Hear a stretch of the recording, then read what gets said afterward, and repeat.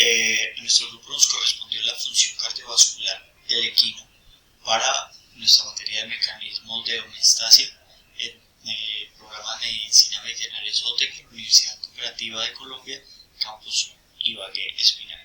Esta presentación es presentada en la redundancia por Nicole Manuela González Castañeda, Juan Sebastián Sánchez Pareja, Ismael Felipe Arce Porras, Mayra Alexandra Ospina Hernández y quien les habla, Alejandro Ruiz Díaz.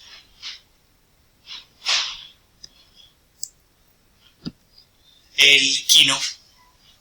El caballo es un animal naturalmente ansioso, ya que por el propio estatus, la posición que tiene en el reino natural, en la naturaleza, es ser una presa. Antes de ser domesticado, la supervivencia del caballo dependía de su habilidad para escapar, su rapidez para huir a tiempo y lo más rápido posible. Por eso, su instinto lo mantiene en estado de alerta y prefiere pastar siempre en lugares abiertos, en campos abiertos donde no haya mucho obstáculo, y en manada. Son animales de manada y animales de jerarquías. Entonces, así les sea más fácil de protegerse y poder escapar de los eventuales depredadores. Las acciones instintivas de los animales se desencadenan por factores internos, que son los niveles de motivación, y los factores externos, que levantan barreras y favorecen la aparición de comportamientos. El caballo es el más perceptivo de los animales domésticos. Los órganos de los sentidos se comunican con el medio que los rodea a través del sistema nervioso central, el cual está compuesto por el encéfalo dentro de la caja craneana y la médula espinal dentro de la columna vertebral. El sistema nervioso del equino es pequeño en relación a su tamaño corporal y con las características propias de él. La débil relación que tiene entre hemisferios cerebrales explica la necesidad que tenemos de habituarlo a maniobras de ambos lados de su cuerpo, la capacidad de aprendizaje y memorias desarrollados que le permiten recordar sensaciones, buenas o malas, ante ciertos estímulos, baja capacidad de asociación. Es por eso que un animal sea dócil puede sorprenderse al realizar alguna maniobra a alguno de sus lados del hemisferio del cuerpo en el que esté menos acostumbrado a la misma maniobra que se le realiza. Generalmente, al lado de montar, el caballo está más habituado al acercamiento por parte del hombre. Por ello debe tenerse especialmente referenciado y especial cuidado durante las maniobras que se realizan al lado del lazo o derecho, ya que nos hemos acostumbrado, el caballo es más dócil por su lado izquierdo, se ha desarrollado por cientos y cientos de años por criadores de caballos. Se tiene esta percepción que el caballo es más dócil y más amable por el lado izquierdo. La gran capacidad sensitiva, de elevada percepción táctil y una gran capacidad neuromotora. Esto último le brinda la capacidad de escape que le permite al caballo la supervivencia. Listo. Las constantes en el equino. La frecuencia cardíaca en el adulto es de 28 a 40 latidos por minuto. La frecuencia respiratoria en un adulto es de 18 a 16 respiraciones por minuto. Durante el ejercicio, estas se elevan a 120. La temperatura corporal del equino varía entre 37 y 38.5 grados centígrados, siendo esto una variable dependiendo si el animal está en receso o está en actividad o acaba de ser montado o ha estado todo el día bajo un rayo del sol, que pues aumente esa temperatura. El llenado capilar es de 3 a 5 segundos, estado de hidratación de 2 segundos y el volumen de sangre son 75 ml por kilogramo. Las plaquetas van de 100.000 a 400.000 en litro de sangre. La frecuencia cardíaca en potros varía según el recién nacido, da de 80 a 120 latidos por minuto, y un potro más desarrollado entre 60 a 80 potro de un año va desde los 40 a los 60 latidos por minuto. Listo. El aumento de frecuencia cardíaca de un caballo pues, de cualquier especie se denomina taquicardia, y la disminución de la misma se le denomina bradicardia. Los caballos domésticos descienden de dos tipos de caballos: los árabes pura sangre Stanford, cuarto de milla, son de sangre caliente. Los caballos de tiro y los pony son de sangre fría. La diferencia hematológica entre ambos es el mayor número de eritrocitos en la sangre caliente. Anatómicamente, el corazón se ubica desde el segundo al sexto espacio intercostal, donde se puede medir su frecuencia cardíaca. El sistema cardiovascular ayuda a mantener la vida y la salud, suministrando a los pulmones y tejidos del cuerpo la sangre adecuada para la respiración y nutrición del organismo. Este sistema puede funcionar debidamente en lo que a la cantidad de sangre por la calidad de la sangre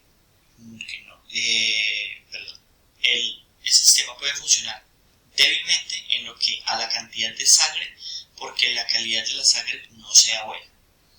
La función primaria del sistema cardiovascular se puede resumir en una palabra: transporte.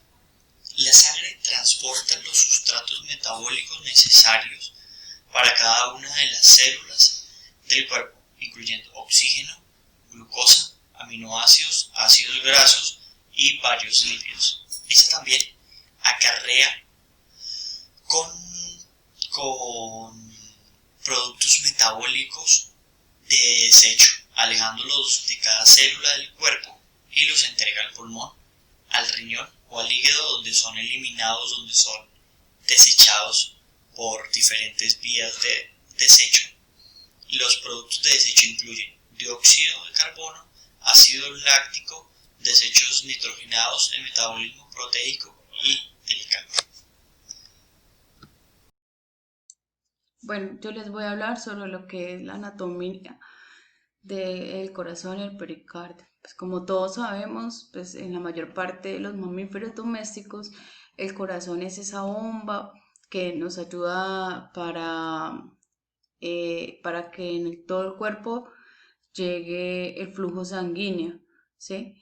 El corazón está localizado entre la segunda o tercer espacio intercostal hasta el sexto espacio intercostal, ¿sí? Él se extiende de forma dorsalmente, en la cual está desde lo que es el esternón hasta cerca de 2/3 de lo que es la distancia hacia la columna vertebral, ¿sí? El corazón tiene una forma convexa.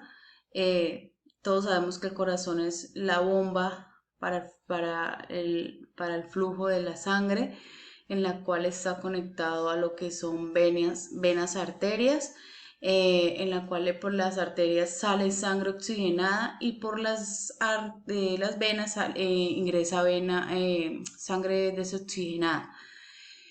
Es un circuito pues cerrado. También se dice que pues por la forma que tiene el corazón, encontramos que el pulmón izquierdo es mucho más pequeño que el pulmón derecho, ¿sí?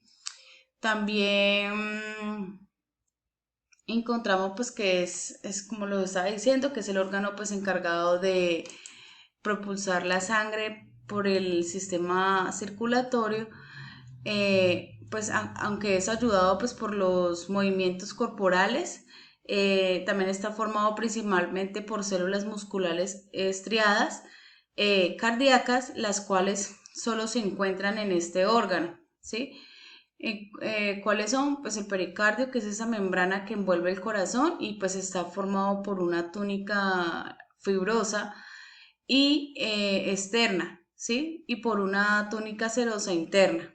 Encontramos la parte del miocardio, que es ese músculo del corazón, el endocardio, que es esa membrana que recubre localmente las cavidades del corazón, ¿sí?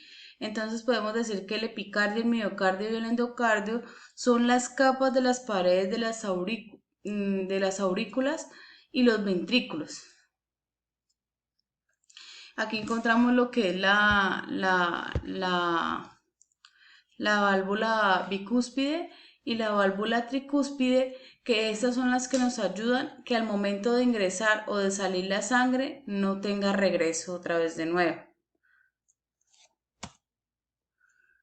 Bueno, las arterias son conductos que llevan la sangre del corazón hasta otros órganos y sus paredes son generalmente gruesas. Para contrarrestar lo que es la presión sanguínea provocada por los latidos del corazón. ¿Cómo se clasifican estas? Se clasifican en las que son elásticas, musculares y arteriolas. En las elásticas encontramos que es la sangre que parte del corazón lo hace a través de las arterias aorta y pulmonar. Estas y sus primeras ramas se clasifican como arterias elásticas, ¿sí? Las musculares son arterias de tamaño mediano con un diámetro entre 0.1 y 10 milímetros, en las cuales se distinguen de las elásticas por tener menos fibras elásticas y más fibras musculosas. Esa es la gran diferencia que encontramos entre las elásticas y las musculares. En las arteriolas tienen un diámetro de 30 en la cual pues controlan el flujo sanguíneo hacia la red capilar mediante la actividad de su músculo liso, ¿sí? Su musculatura está ligeramente contraída de manera que regulan lo que es la presión sanguínea hacia los capilares y por eso pues, son los responsables de la regulación de la presión. Las venas, las venas algunas tienen en las extremidades válvulas en la luz de sus conductos en las cuales nos impiden que la sangre viaje en dirección contraria por efectos de gravedad o por una presión baja, ¿sí? ¿Cómo se clasifican estas venas? Se clasifican en venas grandes, medianas y vénulas, ¿sí? Las venas grandes tienen un tamaño superior a los 10 milímetros. Las venas medianas son unas venas más pequeñas con unos 10 milímetros de diámetro y representan la mayoría de las venas del cuerpo, o sea que esas las vamos a ver con más frecuencia en todo el cuerpo. Las vénulas, en estas vénulas existen dos tipos de vénulas, las que son las poscapilares y las musculares, ¿sí? Las poscapilares recogen la sangre de los capilares y miden entre 0.1 milímetros, ¿sí? Las musculares se sitúan a continuación de las poscapilares y miden 1 milímetro aproximadamente. Contamos con los capilares, que son esos vasos sanguíneos con un diámetro muy pequeño en el cual se dice que es mucho más pequeño que un glóbulo rojo, ¿sí? En ellos se produce lo que es el intercambio de moléculas entre las células de los tejidos y la sangre, pues gracias a que estos están formados por una capa endotelial y una lámina basal, ¿sí? Forman lo que son unas redes vasculares que son enormemente extensas en el organismo, en la cual se irrigan en todos los organismos y se llama perfusión, ¿sí? Estas están divididas en lo que son continuos, fenestrados y discontinuos, ¿sí? Y encontramos que el mamífero consta de 4 cavidades, el corazón, 2 ventrículos que propulsan lo que es la sangre y 2 aurículas, una que recoge la sangre de los pulmones y la otra del resto del cuerpo. Las aurículas están separadas por un tabique interauricular y los ventrículos por un tabique interventricular, ¿sí? El reflujo de la sangre se evita con las válvulas que se encuentran en las salidas de las diferentes cavidades. Entonces, encontramos aquí lo que es el atrio izquierdo, que consta de consta de una aurícula izquierda, un ventrículo izquierdo, cuentan con una válvula atrioventricular izquierda y la válvula aórtica. ¿Qué lo separa? El tabique interatrial y el tabique interventricular. Encontramos pues, también el atrio derecho, la aurícula derecha, el ventrículo derecho, la válvula atrioventricular derecha y la válvula del tronco pulmonar. Hola profe, mi nombre es Ismael Felipe Arce y hoy le vengo a hablar un poco sobre histología del corazón, del equino. Entonces pues empezamos por el epicardio. El epicardio podemos decir que consta de células mesoteliales y tejido conectivo. En el tejido conectivo se encuentran los nervios y los vasos sanguíneos que inervan e irrigan el corazón. También hay células adiposas. El miocardio. El miocardio formado por células musculares cardíacas y tejido conectivo entre ellas, seguido también por el endocardio. El endocardio consiste de una capa de endotelio y tejido conectivo con algunas células musculares lisas. También encontramos tabiques interauriculares e interventriculares, que estos están formados por tejido muscular cardíaco y tapizado por endocardio. El interauricular contiene estructura fibrosa en algunas zonas. También de esta encontramos las válvulas cardíacas. Las válvulas cardíacas formadas por tejido conectivo y rodeadas por endotelio. Cada válvula está formada desde el interior hasta el exterior por tres capas, que es la capa fibrosa, la capa esponjosa y la ventricular. Estas capas se diferencian por el tipo conectivo, que puede ser denso, laxo y denso. Continuamos acá. En esa siguiente diapositiva encontramos la histología de las arterias. Existen arterias elásticas, que estas arterias poseen una gran cantidad de fibras elásticas y son únicas que les permiten recuperar su tamaño tras una expansión o una contracción. Estas arterias elásticas presentan túnicas, tres tipos de túnicas. Está la túnica íntima gruesa, está la túnica media y está la túnica adventicia. La túnica íntima gruesa posee un endotelio que está formado por células que orientan sus ejes paralelos a la dirección de flujo sanguíneo y posee uniones estrechas y desmosonas que mantienen la cohesión entre células. La capa subendoteliar está formada por el tejido conectivo, que contiene colágeno y abundantes fibras elásticas y algunas células musculares lisas. La túnica media. La túnica media podemos decir que está separada de la túnica íntima por una membrana elástica, muy fina, y a veces no se puede observar bien y se vuelve indistinguible. Está compuesta por elastina, colágeno y células musculares lisas. La túnica adventicia es una capa de tejido conectivo donde no aparecen las células musculares sino fibroblastos.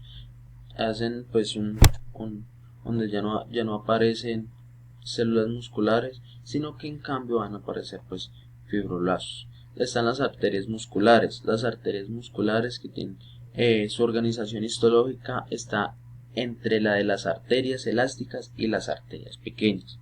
Y las arteriolas. Las arteriolas, pues como ya sabemos, las arteriolas se distinguen por ser las arterias pequeñas por el número de capas de células musculares lisas, ya que estas poseen hasta 8 capas de músculo liso.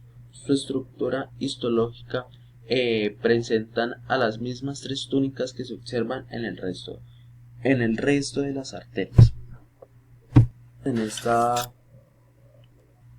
Entonces en esta diapositiva podemos ver la histología de las venas.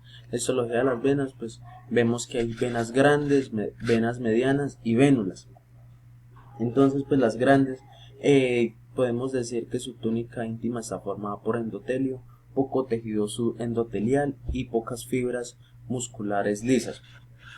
La túnica media es delgada y con fibras musculares lisas dispuestas perpendicularmente al eje del vaso. La túnica adventicia es la capa más gruesa de la pared de esta vena y está formada por tejido conectivo y fibras musculares lisas dispuestas longitudinalmente. Estas las podemos ver acá donde voy a señalar con el cursor. Está la vena, está la túnica íntima, está la túnica media y está la túnica adventicia, que podemos ver que cada una tiene pues su lugar. Bueno, continuamos. Entonces están las venas medias, las medianas. La túnica íntima presenta un endotelio, la vena basal y una capa delgada de tejido conectivo con fibras musculares. La túnica media posee varias capas de células musculares lisas dispuestas entre tejido conectivo, y la túnica adventicia, ella es un poco más gruesa, solo está conformada por tejido conectivo. Las vénulas no poseen túnica media verdadera en los podcapilares, pero sí en las musculares, donde está formada por una o dos capas de células musculares, y también presenta una túnica adventicia delgada.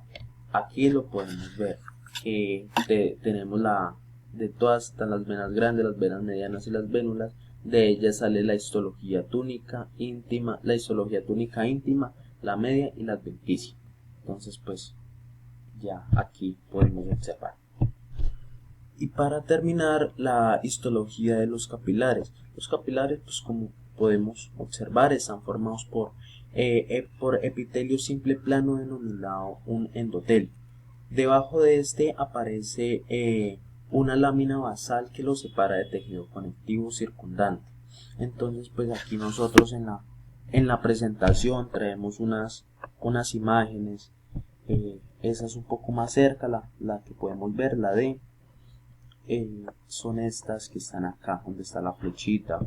Esta ya es un poco más distanciada, podemos observarlas con un microscopio, son estas. Entonces pues ya podemos ver que ellas están formadas por epitelio simple, por un epitelio simple plano denominado endotelio. Y ya con esto terminaríamos un poco de histología. Y ya pues continuaremos con un poco más de fisiología del equino, del sistema cardiovascular del equino. Respecto a la fisiología de nuestro sistema cardiovascular del equino, lo encontramos dividido en tres circuitos circulatorios.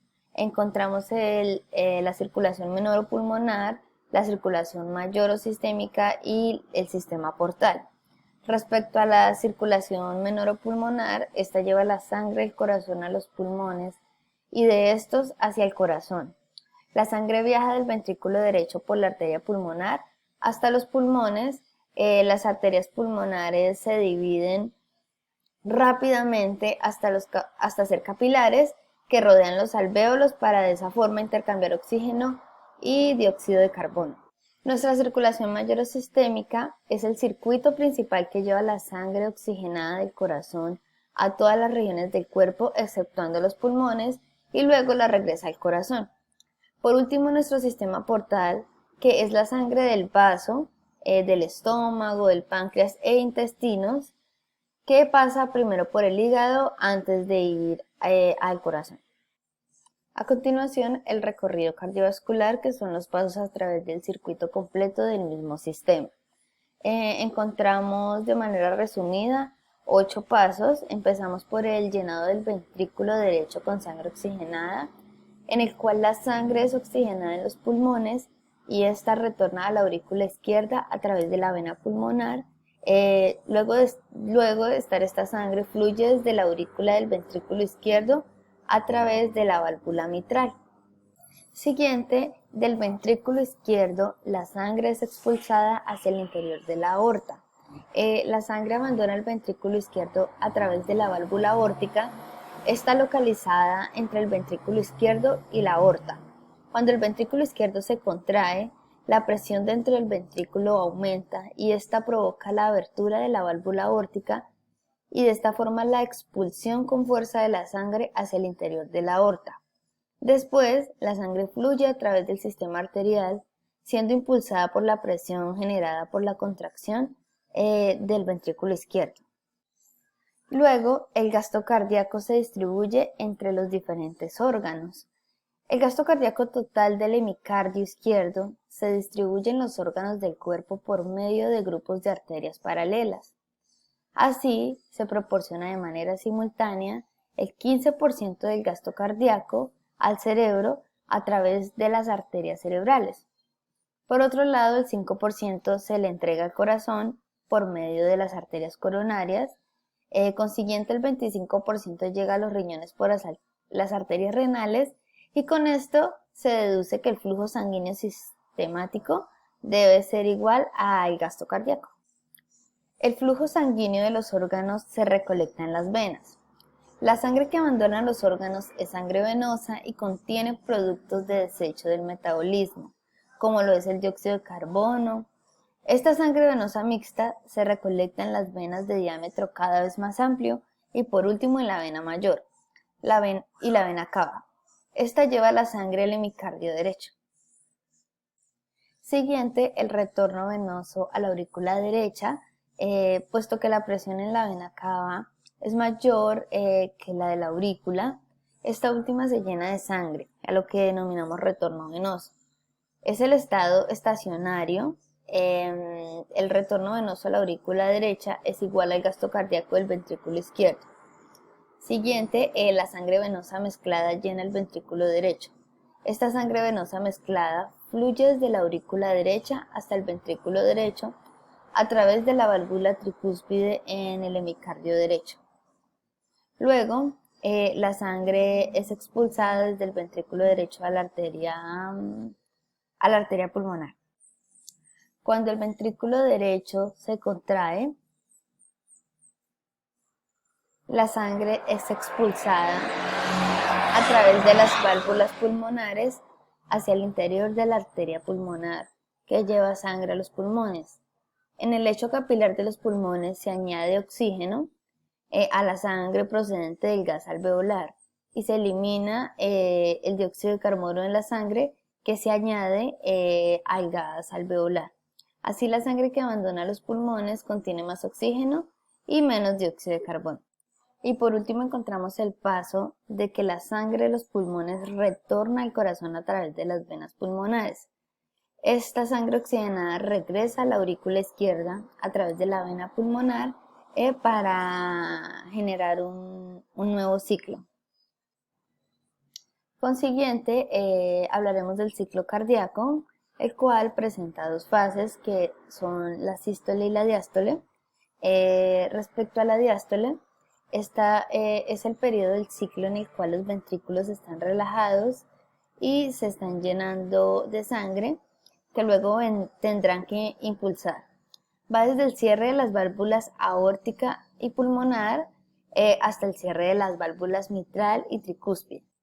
Estos, para que puedan llenarse, las válvulas de entrada a los ventrículos mitral y tricúspide tienen que estar abiertas. Y para que la sangre no se escape aún, las válvulas de salida de los ventrículos aórtica y pulmonar deben estar cerradas. Así, de este modo se puede definir la diástole como el periodo que va desde el cierre de las válvulas aórtica y pulmonar hasta el cierre de las válvulas mitral y tricúspide. Un 70% del volumen que llega a los ventrículos presenta de forma pasiva. Es decir, los ventrículos se llenan simplemente porque las válvulas de entrada están abiertas. El 30% restante llega activamente mediante la contracción de las aurículas, que impulsan la sangre que les queda hacia los ventrículos. La sístole es el periodo del ciclo en el cual los ventrículos se contraen y provocan la eyección de la sangre que contienen los mismos. Para ello, las válvulas aórtica y pulmonar han de estar abiertas, y pues para que la sangre no vuelva hacia las aurículas, las válvulas mitral y tricúspide, como les dije anteriormente, deben permanecer cerradas. Estas van desde el cierre de las válvulas mitral y tricúspide hasta el de las válvulas aórtica y pulmonar. Bueno, la bioquímica del corazón nos dice que pues cada contracción cardíaca, que es latido cardíaco, se inicia con un potencial de acción eléctrico dentro de las células musculares cardíacas. Pues para resumir, las principales diferencias entre el inicio de la contracción entre el músculo cardíaco y el esquelético son, pues, el primero, pues, el origen de los potenciales de acción en la célula muscular. Acá se observa que en el caso del músculo cardíaco los potenciales de acción son espontáneos. Sin embargo, que en el caso del músculo esquelético los potenciales de acción dependen de la neurona motora. El segundo es el esparcimiento de los potenciales de acción en la célula muscular. Este se esparce de la célula en célula en el músculo cardíaco, pero en el esquelético no se confinan dentro de una sola célula. La tercera es la función del calcio extracelular, la cual contribuye directamente al inicio del ciclo de los puentes cruzados de la actina-miosinina en el músculo cardíaco, y también dispara la liberación de más calcio proveniente del retículo sarcoplasmático, y pues la cual durante la contracción del músculo esquelético el calcio extracelular juega solo una función, que es el disparo. Las fases del potencial de acción, pues podemos ver que cada latido cardíaco se inicia con un potencial de acción eléctrico que se esparce de célula a célula por todo el músculo cardíaco.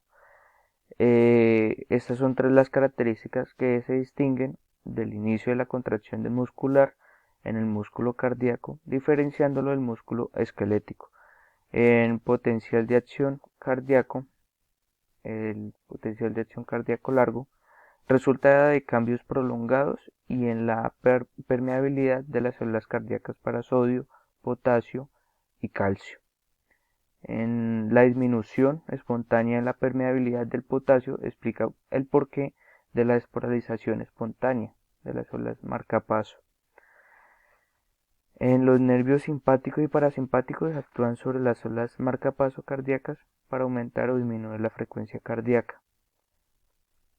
En el sistema especializado de conducción del corazón es el responsable del origen, organización y sincronización de cada latido cardíaco. La disfunción en el sistema de la conducción especializada del corazón da lugar a anormalidades en el ritmo cardíaco, o sea, arritmias. Ahí podemos ver también las fases del potencial de acción, que se dividen en 5 fases. La primera fase es la fase 0, que es la despolarización rápida, que es la que cuando se alcanzan a un umbral desencadenante que es menos 60.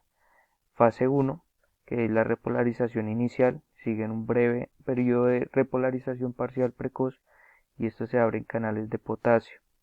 Fase 2, meseta, esto es debido a una corriente de entrada de calcio, la cual persiste durante 0,1 a 0,2 segundos.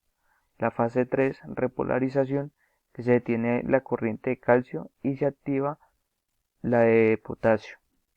Y la fase 4, que es la despolarización rápida, que se recupera de nuevo el estado de reposo de la polarización, y esta es caracterizada por la despolarización progresiva durante la sístole. En los principales elementos podemos ver 4. El primero es el nodo sinusoide o de Kate y Flack. Este se localiza entre la vena cava anterior y la aurícula derecha y pues genera el impulso cardíaco y emite el haz de Weizmann a la aurícula izquierda. El segundo es el nodo atrioventricular o nodo Aschoff-Tawara. Este se localiza a nivel del epicardio en el tabique interauricular en la base de la aurícula derecha.